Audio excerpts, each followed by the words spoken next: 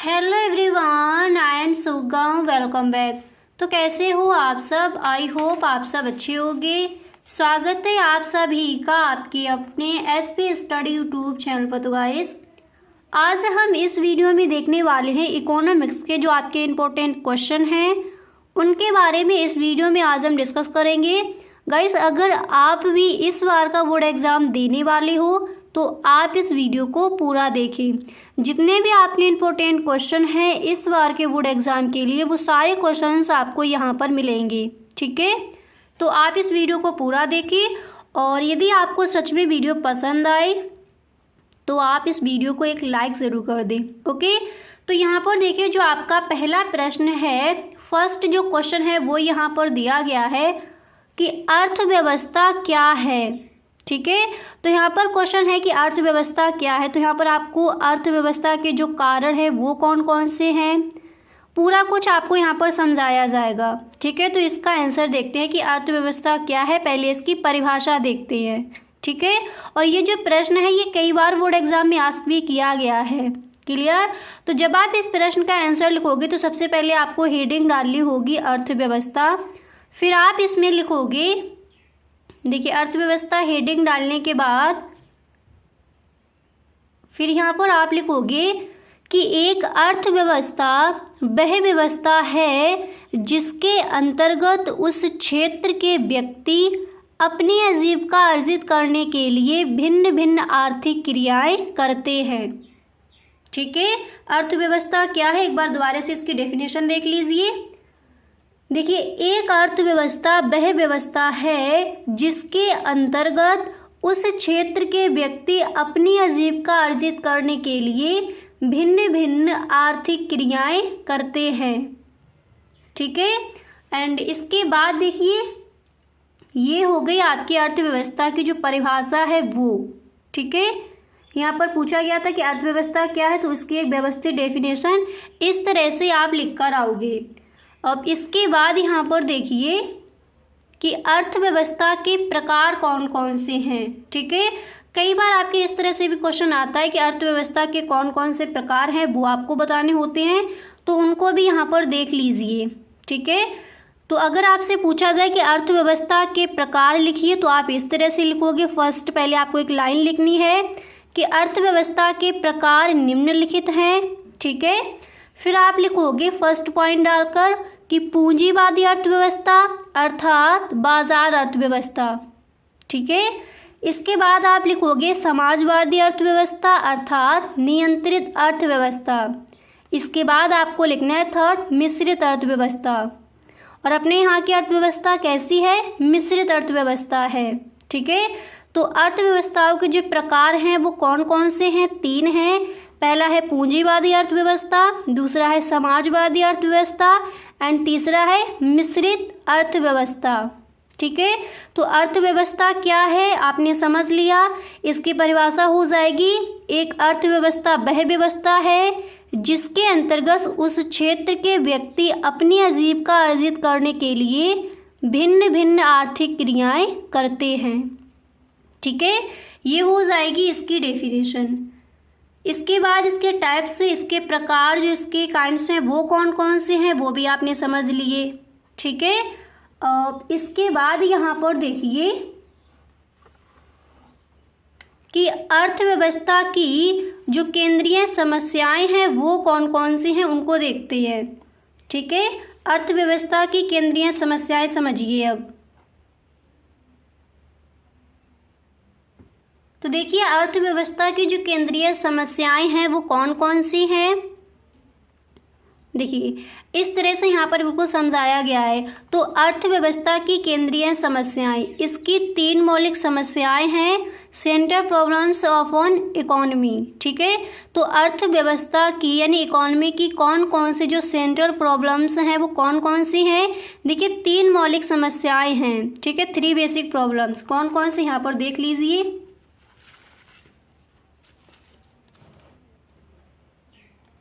तो यहाँ पर देख लीजिए कौन कौन सी इसकी समस्याएं हैं। 3 मौलिक समस्याएं हैं। पहली है क्या उत्पादन किया जाए और कितनी मात्रा में किया जाए। ठीक है, सेकंड है उत्पादन कैसे किया जाए। इसके बाद थर्ड है कि उत्पादन किसके लिए किया जाए। तो अर्थव्यवस्था की जो केंद्रीय समस्याएं हैं, जो बेसिक प्रॉब्लम्स हैं, वो कौन कौन सी हैं।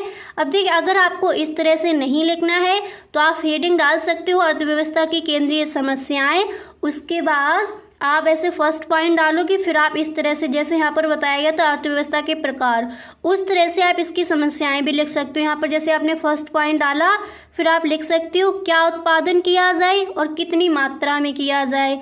इसके बाद सेकंड पॉइंट डालकर आप लिख सकते हो उत्पादन कैसे किया जाए। थर्ड पॉइंट डालकर आप लिखोगे उत्पादन किसके लिए किया जाए। तो ये 3 मौलिक समस्याएं हैं अर्थव्यवस्था की। ठीक है, तो अर्थव्यवस्था क्या है आपने सीख लिया। एक अर्थव्यवस्था वह व्यवस्था है जिसके अंतर्गत उस क्षेत्र के व्यक्ति अपनी आजीविका अर्जित करने के लिए अलग अलग आर्थिक क्रियाएं करते हैं। अर्थव्यवस्थाओं के प्रकार कौन कौन से हैं? 3 होते हैं, पूंजीवादी अर्थव्यवस्था, समाजवादी अर्थव्यवस्था, मिश्रित अर्थव्यवस्था। अपने यहाँ की अर्थव्यवस्था क्या है? मिश्रित अर्थव्यवस्था है। इसके बाद अर्थव्यवस्था की केंद्रीय समस्याएं कौन कौन सी हैं? 3 मौलिक समस्याएं हैं। क्या उत्पादन किया जाए, कितनी मात्रा में किया जाए। सेकंड, उत्पादन कैसे किया जाए। एंड थर्ड, उत्पादन किसके लिए किया जाए। ठीक है, तो आई होप अर्थव्यवस्था क्या है, ये जो आपका क्वेश्चन है, आई होप आपको अच्छे से क्लियर हो गया होगा। ओके, अब इसके बाद नेक्स्ट प्रश्न देखते हैं।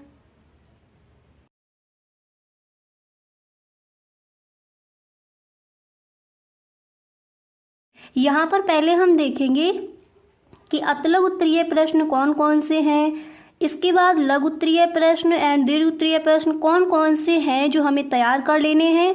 उन सारे प्रश्नों के बारे में इस वीडियो में हम डिस्कस करने वाले हैं। ठीक है, तो गाइस, अगर आप इस चैनल पर पहली बार आए हो तो इस चैनल को आप सब्सक्राइब कर लेना एंड बेल आइकन को भी प्रेस कर देना, ताकि वीडियो की जो भी नोटिफिकेशन हो वो सबसे पहले आपके पास पहुँचे। ठीक है, तो यहाँ पर देखिए, जो आपका पहला प्रश्न है तो वो यहाँ पर दिया गया है कि आर्थिक समस्या उत्पन्न होने के प्रमुख कारण क्या हैं। आर्थिक समस्या उत्पन्न होने के प्रमुख कारण क्या हैं वो आपको बताने हैं।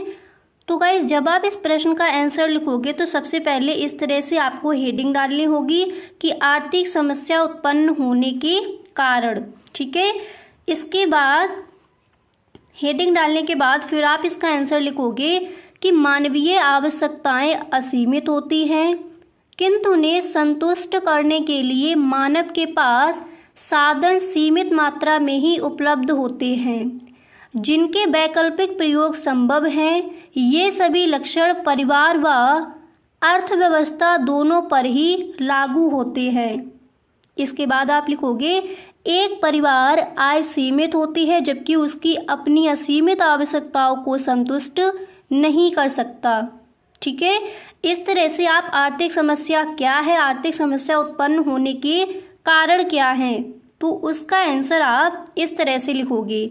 अब देखिए, ये है आपका अतलग उत्तरीय प्रश्न। ठीक है, तो आंसर अगर आप इतना लिखते हो तब भी एग्जामिनर आपको फुल मार्क्स ही देकर जाएगा।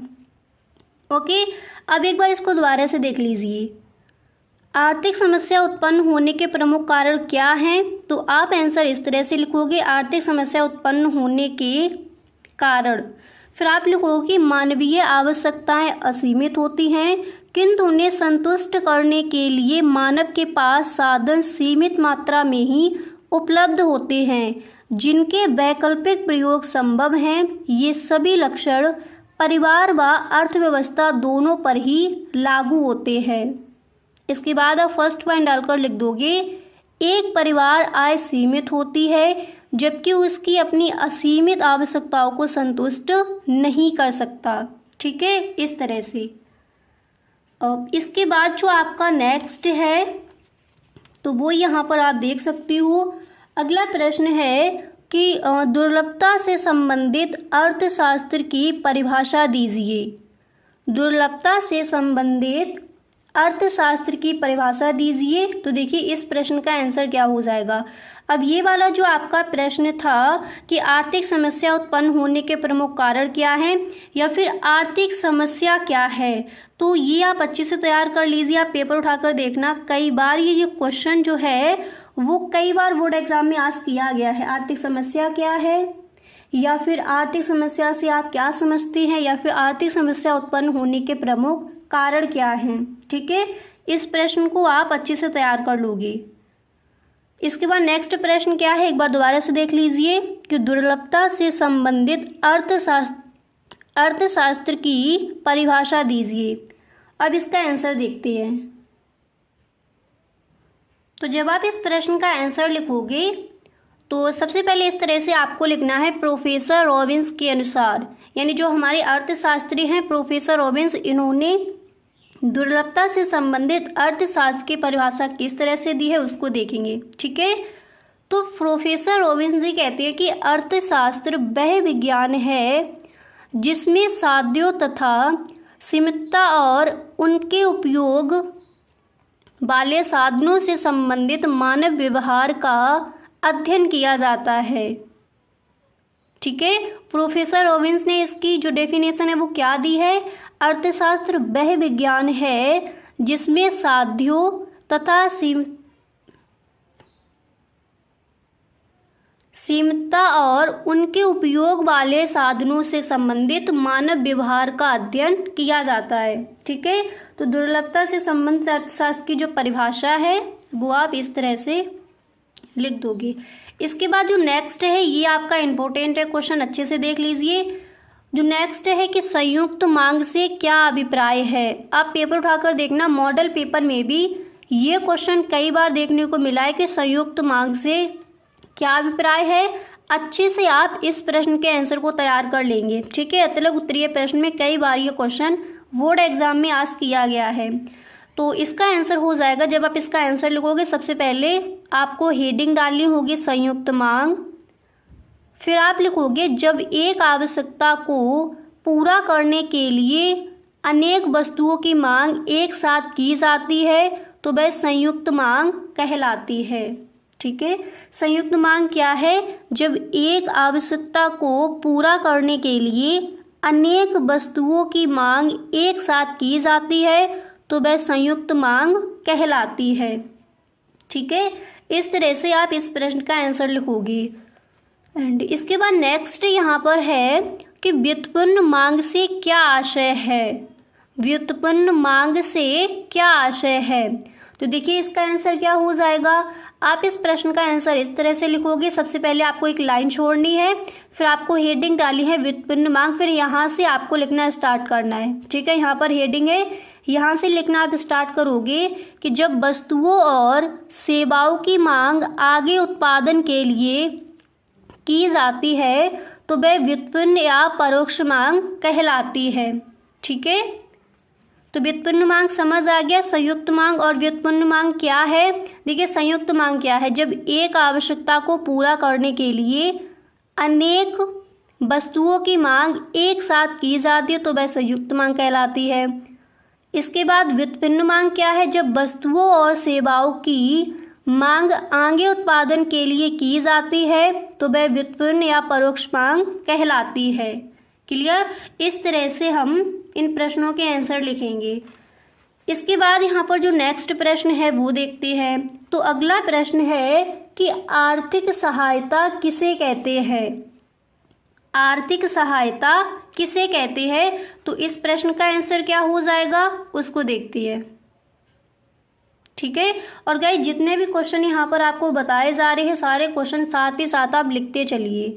ठीक है, पहला प्रश्न था कि आर्थिक समस्या उत्पन्न होने के प्रमुख कारण क्या है। सेकंड था कि दुर्लभता से संबंधित अर्थशास्त्र की परिभाषा दीजिए। इसके बाद नेक्स्ट था कि संयुक्त मांग से क्या अभिप्राय है। नेक्स्ट है कि व्युत्पन्न मांग से क्या आशय है। इसके बाद अगला जो प्रश्न है तो वो यहाँ पर दिया गया है कि आर्थिक सहायता किसे कहते हैं। अब इसका आंसर देखते हैं। तो देखिए आर्थिक सहायता किसे कहते हैं, इसका आंसर क्या हो जाएगा, तो यहाँ पर दिया गया है जो सहायता धन के द्वारा की जाती है उसे आर्थिक सहायता कहते हैं। इसमें धन का महत्वपूर्ण स्थान होता है। क्लियर, इस तरह से आप लिख कर आओगे।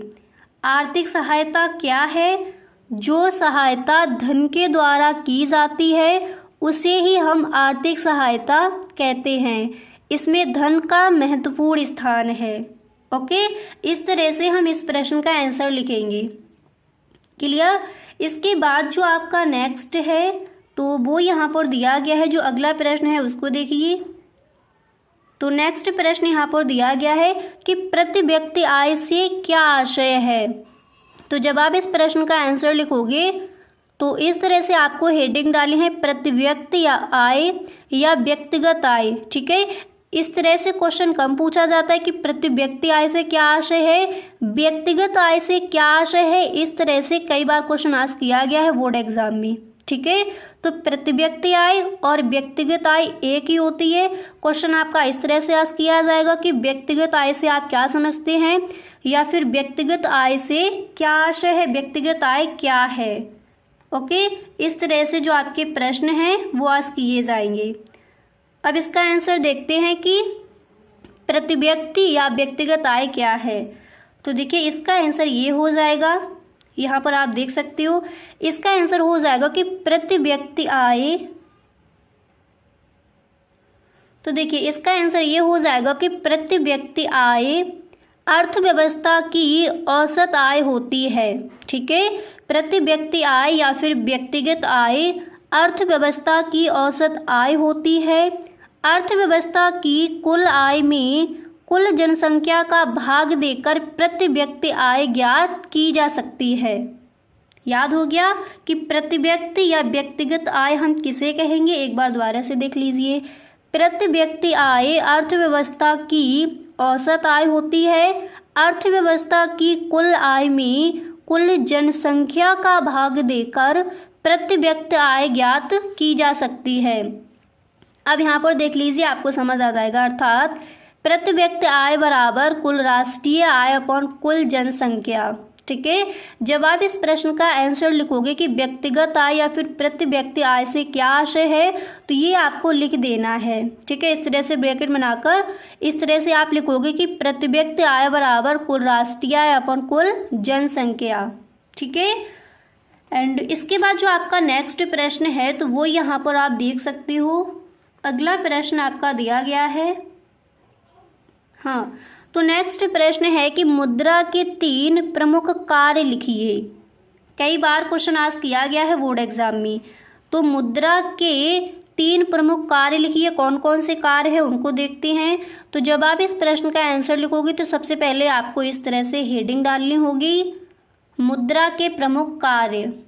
ठीक है, फिर आप लिखोगे कि मुद्रा के 3 प्रमुख कार्य निम्नलिखित हैं। कौन कौन से।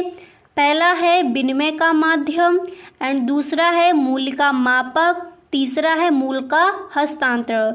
तो जब आप इसका आंसर लिखोगे तो आपको इस तरह से नहीं लिखना है, पॉइंट बाय पॉइंट डालकर पहले आप लिखोगे विनिमय का माध्यम, इसके बाद यहाँ पर सेकंड पॉइंट डालोगे, फिर आप लिखोगे मूल्य का मापक, इसके बाद थर्ड पॉइंट डालकर नीचे लाइन में फिर आप लिखोगे मूल्य का हस्तांतरण। ठीक है, ये मुद्रा के प्रमुख 3 कार्य हैं। इसके बाद यहाँ पर आप नेक्स्ट देख सकते हो, जो अगला प्रश्न है तो वो यहाँ पर दिया गया है। देखिए यहाँ पर जो नेक्स्ट है, जो अगला प्रश्न है तो वो यहाँ पर आपका दिया गया है कि पूर्ण रोजगार से क्या आशय है। पूर्ण रोजगार से क्या आशय है। तो जब आप इस प्रश्न का आंसर लिखोगे तो पहले आपको हेडिंग डालनी होगी पूर्ण रोजगार, फिर आप लिखोगे कि पूर्ण रोजगार वह दशा है जिसमें प्रचलित मजदूरी पर कार्य करने एवं इच्छुक व्यक्ति कार्य प्राप्त कर लेते हैं। ठीक है, पूर्ण रोजगार क्या है, एक बार दोबारा से देख लीजिए। पूर्ण रोजगार वह दशा है जिसमें प्रचलित मजदूरी पर कार्य करने एवं इच्छुक व्यक्ति कार्य प्राप्त कर लेते हैं। ठीक है, इस तरह से आप इस प्रश्न का आंसर लिखोगे। अब यहाँ पर देखिएगा इसके लघु उत्तरीय प्रश्न आपको कौन कौन से तैयार कर लेने हैं उनको भी देख लेते हैं। तो यहाँ पर जो आपका पहला प्रश्न है तो वो है कि वस्तु की मांग को प्रभावित करने वाले प्रमुख कारकों का वर्णन कीजिए। ठीक है, आपको कारण बताने हैं कि वस्तु की जो मांग है उसको प्रभावित करने वाले कारण कौन कौन से हैं वो आपको बताने हैं। ठीक है, तो क्वेश्चन क्या है, एक बार दोबारा से देखते हैं। प्रश्न है कि वस्तु की मांग को प्रभावित करने वाले प्रमुख कारकों का वर्णन कीजिए। तो जब आप इस प्रश्न का आंसर लिखोगे तो सबसे पहले आपको इस तरह से हेडिंग डालनी है कि वस्तु की मांग को प्रभावित करने वाले कारण या फिर कारक। फिर आप लिखोगे, देखिए, फिर आपको लिखना है कि वस्तु की मांग को प्रभावित करने वाले मुख्य कारक निम्नलिखित हैं। इसके बाद आपकी जो फर्स्ट हेडिंग है वो यहाँ पर पड़ेगी वस्तु का मूल्य। ठीक है, आप हेडिंग डालोगे वस्तु का मूल्य, फिर आप लिखोगे कि वस्तु के मूल्य में परिवर्तन होने पर वस्तु की मांग में भी परिवर्तन हो जाता है। इसके बाद आप लिखोगे कि वस्तु का मूल्य बढ़ने पर उस वस्तु की मांग कम हो जाती है और वस्तु का मूल्य घटने पर वस्तु की जो मांग है वो बढ़ जाती है। एक बार दोबारा से देख लीजिए। फर्स्ट हेडिंग क्या पड़ेगी, वस्तु का मूल्य। ठीक है, वस्तु की मांग को प्रभावित करने वाले कारण कौन कौन से हैं वो आपको बताने हैं। तो फर्स्ट हेडिंग डालोगे वस्तु का मूल्य, फिर आप लिखोगे कि वस्तु के मूल्य में परिवर्तन होने पर वस्तु की मांग में भी परिवर्तन हो जाता है। वस्तु का मूल्य बढ़ने पर उस वस्तु की मांग कम हो जाती है और वस्तु का मूल्य घटने पर वस्तु की जो मांग है वो बढ़ जाती है। अब देखिए, इसके बाद जो आपकी नेक्स्ट हेडिंग है वो आपको डालनी है आय में परिवर्तन।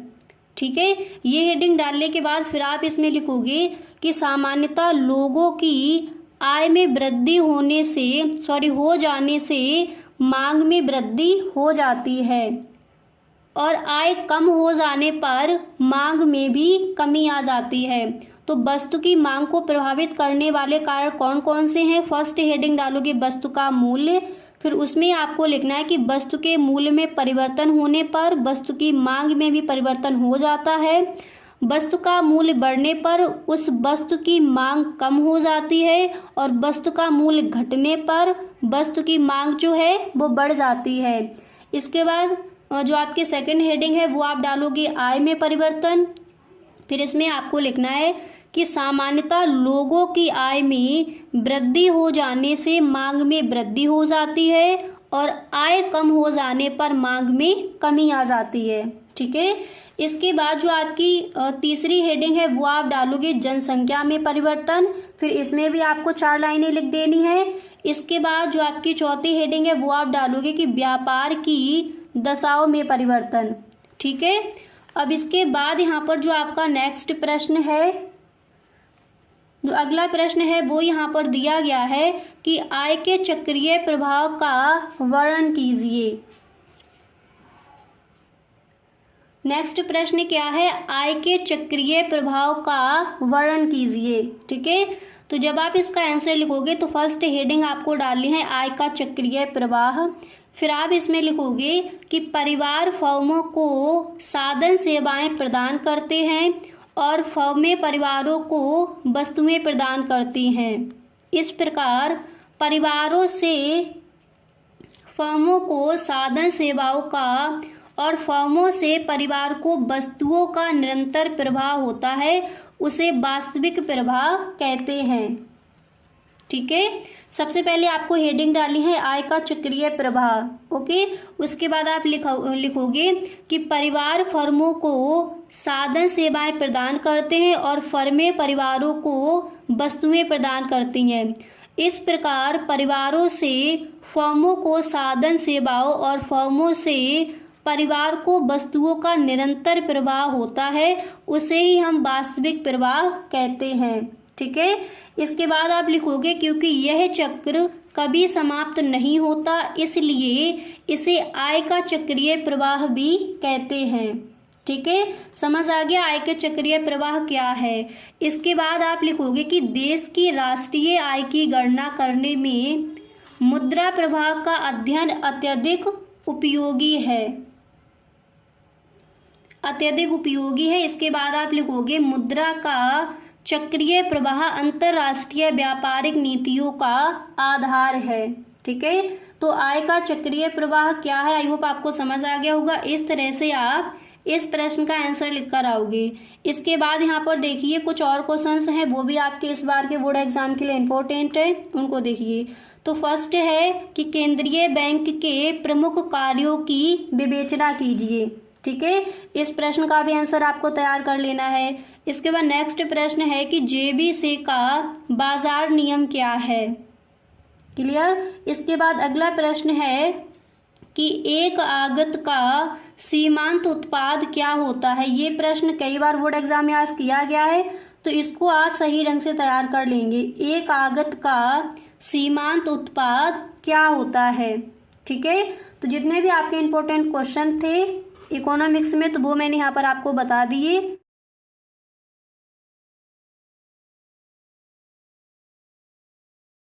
आपका फर्स्ट प्रश्न है, पहला जो आपका क्वेश्चन है, तो वो मैंने यहाँ पर लिया है कि प्रभावी मांग क्या है, इसके निर्धारक घटक बताइए।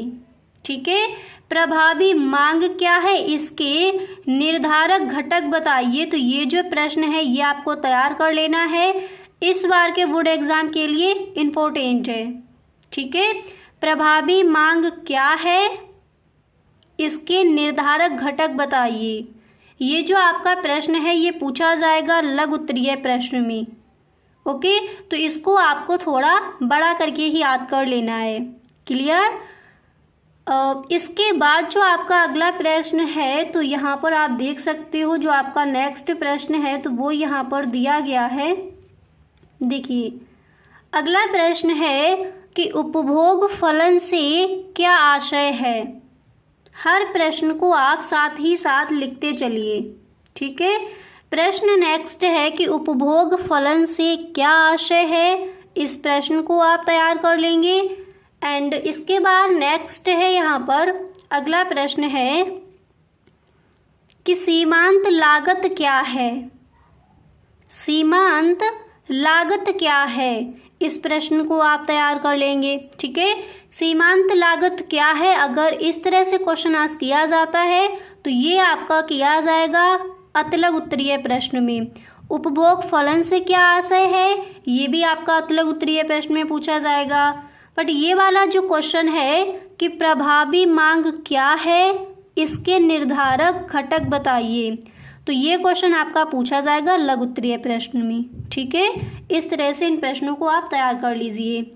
इसके बाद यहाँ पर आप देख सकते हो जो आपका नेक्स्ट प्रश्न है वो यहाँ पर दिया गया है, और very very most important question है ये कि व्यष्टि एवं समष्टि अर्थशास्त्र में अंतर स्पष्ट कीजिए।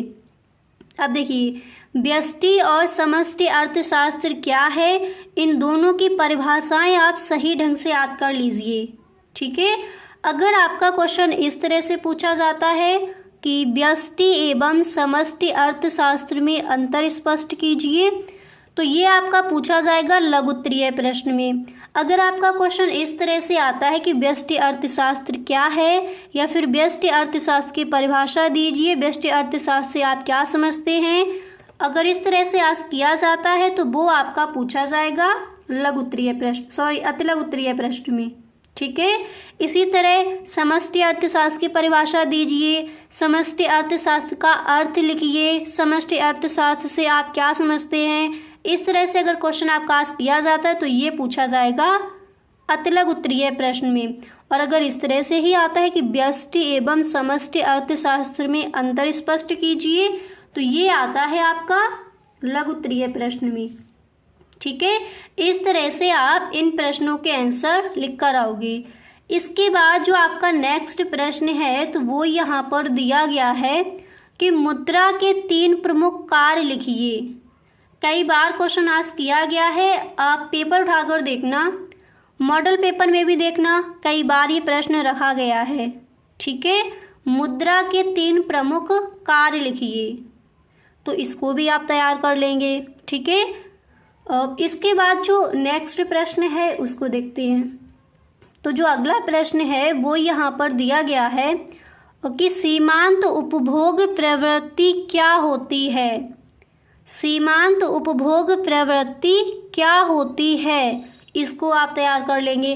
देखिए सीमांत लागत क्या है, ठीक है। सीमांत उपभोग प्रवृत्ति क्या होती है, ये दोनों ही प्रश्न आपके इम्पोर्टेंट हैं, तो इनको आप अच्छे से तैयार कर लेंगे। क्लियर। इसके बाद यहाँ पर जो आपका अगला प्रश्न है तो उसको देखते हैं। तो नेक्स्ट यहाँ पर दिया गया है कि कीमत विभेद किसे कहते हैं। कीमत विभेद किसे कहते हैं। कई बार ये क्वेश्चन आपका देखा गया, मॉडल पेपर में भी देखना आपको ये मिलेगा। ठीक है, तो कीमत विभेद क्या है या फिर कीमत विभेद किसे कहते हैं, इस प्रश्न को आप तैयार कर लेंगे। ठीक है, और ये आपका पूछा जाता है लघु उत्तरीय प्रश्न में। ठीक है, और इसके बाद यहाँ पर नेक्स्ट आप देख सकते हो जो अगला प्रश्न है आपका, जो नेक्स्ट प्रश्न है तो वो यहाँ पर दिया गया है कि बजट रेखा को परिभाषित कीजिए। बजट रेखा क्या है, बजट रेखा को परिभाषित कीजिए, इस तरह से आपका क्वेश्चन आएगा। ठीक है, तो ये किस में पूछा जाता है, बजट रेखा को परिभाषित कीजिए, ये आएगा आपका अतिलघु उत्तरीय प्रश्न में, इसको भी आप तैयार कर लेंगे। ठीक है, बजट रेखा क्या है या फिर बजट रेखा को परिभाषित कीजिए। ठीक है, इसके बाद अगला प्रश्न यहाँ पर दिया गया है, आप देख सकते हो, और ये प्रश्न जो है इम्पोर्टेंट है। ठीक है, क्वेश्चन आपका है कि बाजार का अर्थ लिखिए। बाजार का अर्थ लिखिए, तो इसको भी आप तैयार कर लेंगे। ठीक है, इस बार के बोर्ड एग्जाम के लिए ये जो क्वेश्चन है इम्पोर्टेंट है। बाजार का अर्थ लिखिए, इसको भी आपको तैयार कर लेना है। ठीक है, अगर इस तरह से आता है कि बाजार का अर्थ लिखिए या फिर बाजार की परिभाषा दीजिए, तो ये आएगा आपका अतिलघु उत्तरीय प्रश्न में। और अगर यही प्रश्न इस तरह से आता है कि बाजार की परिभाषा लिखिए और इसकी विशेषताएं बताइए, तब ये क्वेश्चन आपका आज किया जाएगा लघु उत्तरीय प्रश्न में। ठीक है, तो इसको भी आप तैयार कर लेंगे। एंड इसके बाद नेक्स्ट यहाँ पर दिया गया है, आप देख सकते हो कि मांग की कीमत लोच क्या होती है। मांग की कीमत लोच, मांग की लोच, मांग का नियम, ये इम्पोर्टेंट है, सारा कुछ आपको तैयार कर लेना है। अगर आप गाइस सच में इकोनॉमिक्स में आप पूरे के पूरे नंबर लाना चाहते हो तो तैयारी भी आपको उसी तरह से करनी होगी। ठीक है, मांग की कीमत लोच क्या होती है सही ढंग से याद कर लेंगे। मांग का नियम क्या है, मांग की लोच क्या है, ये सारे प्रश्न इंपॉर्टेंट हैं। तो इन सारे प्रश्नों के जो आंसर हैं वो आपको सही ढंग से अभी से तैयार कर लेनी है। ठीक है, इसके बाद अगला प्रश्न यहाँ पर दिया गया है कि उपभोग की सीमांत प्रवृत्ति से आप क्या समझते हैं। उपभोग की सीमांत प्रवृत्ति से आप क्या समझते हैं, इस प्रश्न को भी आप तैयार कर लेंगे। ठीक है, इस बार के बोर्ड एग्जाम के लिए ये जो आपका क्वेश्चन है इम्पोर्टेंट है, इसको भी आप सही ढंग से तैयार कर लेंगे। क्लियर। इसके बाद जो आपका अगला प्रश्न है उसको देखते हैं। तो यहाँ तक समझ आ गई। अब देखिए जितने भी यहाँ पर क्वेश्चन ये दिए गए हैं इन सारे प्रश्नों को आप लिख लीजिए। और गाइस आपको ध्यान रखना है जो बायरन मॉडल पेपर इकोनॉमिक्स का जो मैंने मॉडल पेपर आपको दिया है उसका फुल सॉल्यूशन भी दिया है, उसमें वही क्वेश्चन है जो इस बार के बोर्ड एग्जाम के लिए इम्पोर्टेंट हैं, साथ ही आपको आंसर भी मिलेंगे, फुल सॉल्यूशन आपको मिलेगा। ठीक है, जिस तरह से आपका इकोनॉमिक्स का पेपर आता है उसी तरह से पूरा मैंने मॉडल पेपर एक बनाया है और उसका फुल सॉल्यूशन आपको दिया है। अगर गाइस आपने वो वीडियो नहीं देखा है तो डिस्क्रिप्शन बॉक्स में आपको लिंक मिल जाएगा, नहीं तो आप प्लेलिस्ट चेक कर सकती हो। ठीक है, वहाँ से आप देख सकती हो। इसके बाद यहाँ पर नेक्स्ट प्रश्न देखते हैं। तो ये आपको समझ आ गया उपभोग की सीमांत प्रवृत्ति से आप क्या समझते हैं। इस प्रश्न को भी आपको इस बार के बोर्ड एग्जाम के लिए सही ढंग से तैयार कर लेना है। ठीक है, और इसके बाद नेक्स्ट देखते हैं। इसके बाद जो आपका नेक्स्ट है उसको देखते हैं। ठीक है, तो नेक्स्ट यहाँ पर दिया गया है कि पूर्ति तथा स्टॉक में क्या अंतर है।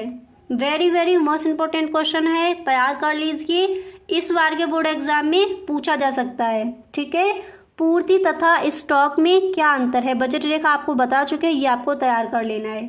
ठीक है, पूर्ति तथा स्टॉक में क्या अंतर है, और ये आपका देखिए विस्तृत में भी पूछा जा सकता है और लघु उत्तरीय प्रश्न में भी। ठीक है, तो इसको आप थोड़ा बड़ा करके याद कर लेंगे। पूर्ति तथा स्टॉक में क्या अंतर है, थोड़ा बड़ा करके इस प्रश्न के जो आंसर हैं उसको आप सही ढंग से तैयार करेंगे। ठीक है, बजट रेखा को परिभाषित कीजिए, ये प्रश्न हम आपको बता चुके हैं। इसके बाद यहाँ पर जो आपका नेक्स्ट है उसको देखिए। अगला प्रश्न यहाँ पर दिया गया है कि मुद्रा के 3 प्रमुख कार्य बताइए। प्रश्न क्या है, मुद्रा के 3 प्रमुख कार्य बताइए। ये प्रश्न भी आप देख चुके हो। इसके बाद अगला प्रश्न है उसको देखिए। तो नेक्स्ट है कि सार्वजनिक वस्तु से क्या आशय है। सार्वजनिक वस्तुएं क्या है या फिर सार्वजनिक वस्तु से क्या आशय है, ये प्रश्न आपका पूछा जाता है अतलग उत्तरीय प्रश्न में। ठीक है, तो सही ढंग से इसको भी आप तैयार कर लीजिए। एंड इसके बाद जो आपका यहाँ पर नेक्स्ट है उसको देखिए। इसके बाद जो आपका अगला प्रश्न है तो वो यहाँ पर दिया गया है कि बैंक दर को परिभाषित कीजिए। बैंक दर को परिभाषित कीजिए। ठीक है, ये जो क्वेश्चन है इसको आप तैयार कर लेंगे, बैंक दर को परिभाषित कीजिए।